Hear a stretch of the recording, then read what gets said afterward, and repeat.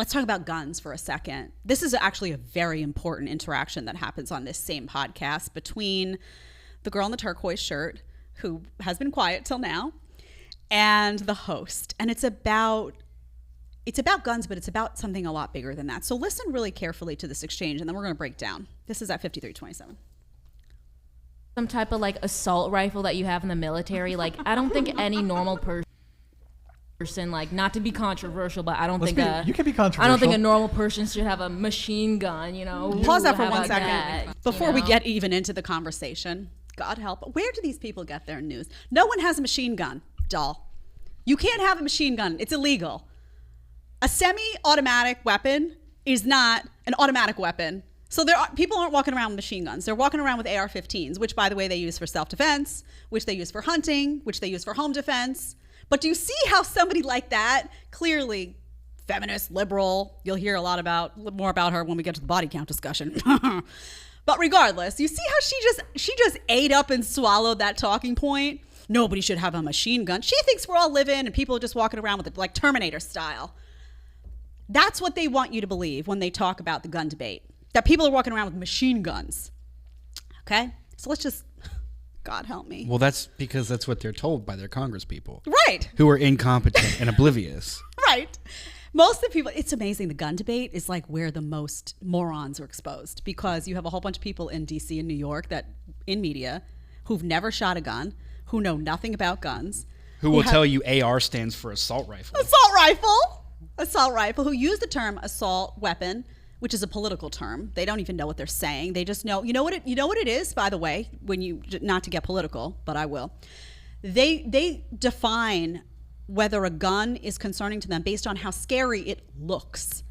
That's all they know. They see it and they're like, oh, that looks scary.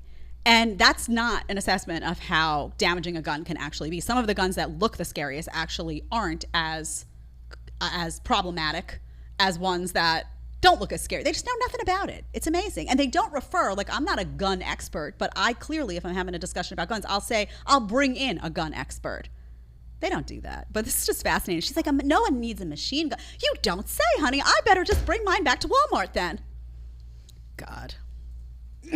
Okay, let's keep going.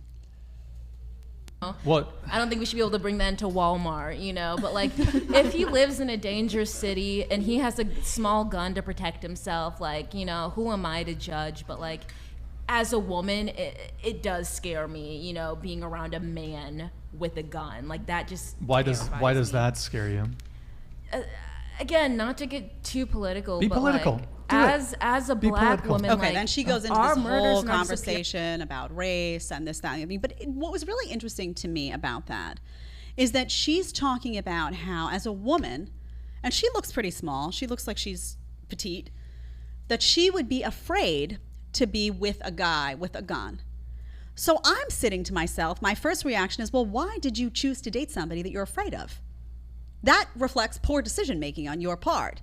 You're dating a guy that you're afraid of. So are you afraid of him without the gun then? Because odds are that most guys, if they were intended to do harm, could knock you out. So are you just choosing someone that you're afraid to be around?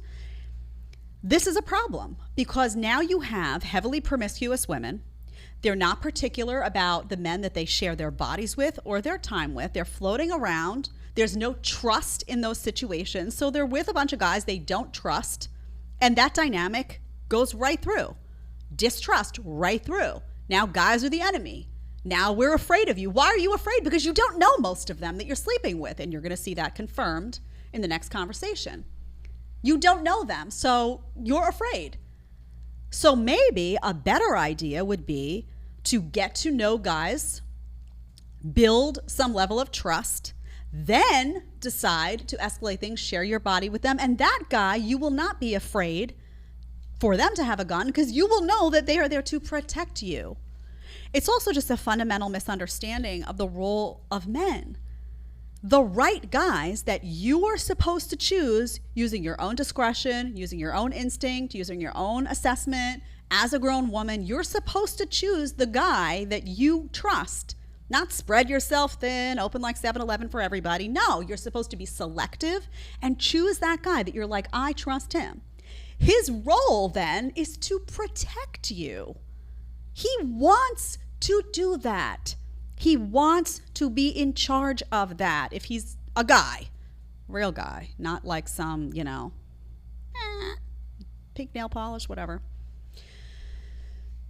So it shows a fundamental misunderstanding of the roles of men, and what good quality men out there, they're okay with that job.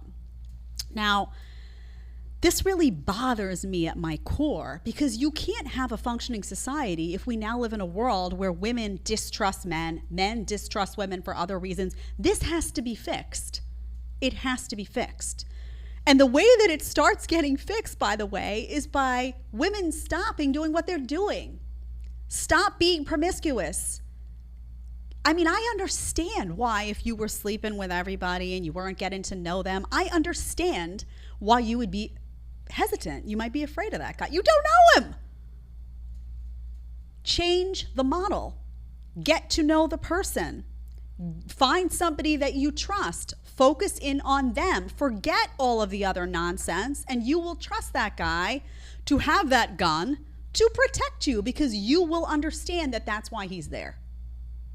All of this has been lost in some sort of feminist upheaval, but it's disturbing to me that you would hear girls. I cannot imagine. I mean, I would trust my husband with my life, my child's life, my dog, my little baby dog, like everything, our home. I mean, I cannot think of anything that I wouldn't put in his hands.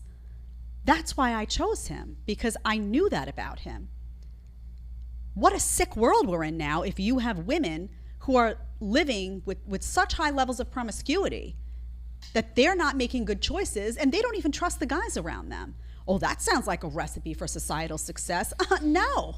If you want to watch the full episode, you're going to click right here. And if you want to ask me a question one-on-one, you want to do a one-on-one FaceTime with a group of your friends, whatever you want, you need to download Connect right now. Click right here and let's get talking.